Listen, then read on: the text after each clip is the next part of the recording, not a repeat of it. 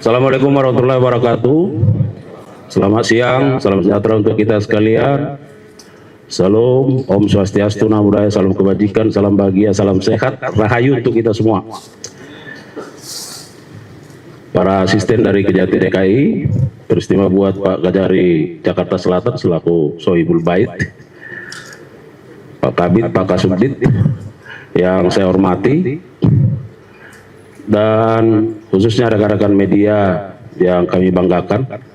Tentu yang pertama kami menyampaikan terima kasih dan penghargaan yang tinggi karena kami tahu begitu antusias dan berlelah dalam mengikuti perkembangan dari penanganan perkara ini. Pada kesempatan yang baik ini kami akan menyampaikan update perkembangan penanganan perkara dugaan tindak pidana korupsi dalam komoditas timah tahun 2015 sampai 2022. Rekan-rekan media, bahwa pada hari ini Senin 22 Juli 2024 penyidik pada jajaran Jampitsus menyerahkan tersangka dan barang bukti atas dua tersangka yang pada waktu lalu telah dinyatakan lengkap. Penyerahan tersangka dan barang bukti ini merupakan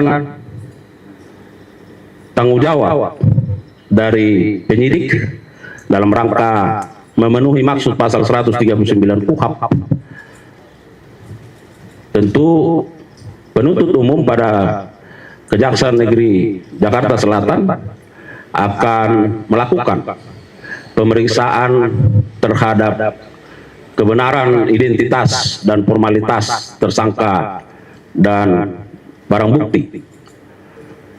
Tentu ini dimaksudkan supaya dalam penanganan perkara ini tentu tidak ada error in persona maupun error in objecto. Rekan-rekan media, pada saat ini adapun tersangka yang diserahkan oleh penyidik ke penuntut umum adalah yang pertama tersangka HM selaku swasta, dan yang kedua tersangka HL selaku manajer PT QSA.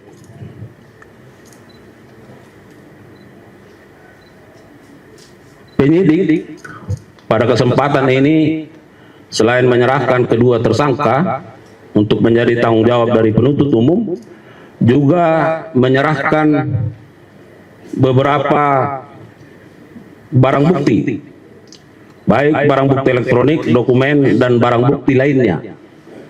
Untuk tersangka HM, yang pertama ada 11 unit atau bidang tanah dan bangunan, ya, 11 dengan rincian 4 unit berada di wilayah Jakarta Selatan, 5 unit berada di wilayah Jakarta Barat, dan 2 unit berada di wilayah Tangerang.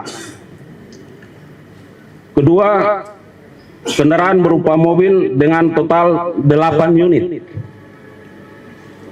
2 unit Ferrari, 1 unit Mercedes-Benz, 1 unit Volks, 1 unit Rolls-Royce Cullinan, 1 unit Mini Cooper, 1 unit Lexus, dan 1 unit Velfire. Kemudian yang ketiga ada tas branded sebanyak 88 unit, ada perhiasan sejumlah 141 buah, uang mata uang asing USD 400.000 USD. Kemudian uang bentuk rupiah 13.581.013.347 rupiah. Dan yang ketujuh, logam mulia. Sedangkan untuk tersangka H Satu, ada 6 unit atau bidang tanah dan bangunan dengan rincian 4 unit berada di wilayah Jakarta Utara, 2 unit berada di wilayah Kabupaten Tangerang. Kemudian 3 unit kendaraan berupa mobil yang terdiri dari 1 unit Toyota Kijang Innova, 1 unit Lexus UX 300e, kemudian 1 unit Toyota Alphard. 37 buah tas branded, 45 buah perhiasan, 5 uang dalam bentuk dolar Singapura atau SGD sebesar 2 juta SGD. Ini pecahannya 1000 SGD. Dan 6 uang rupiah sebesar 10 miliar rupiah dalam pecahan 100.000 rupiah.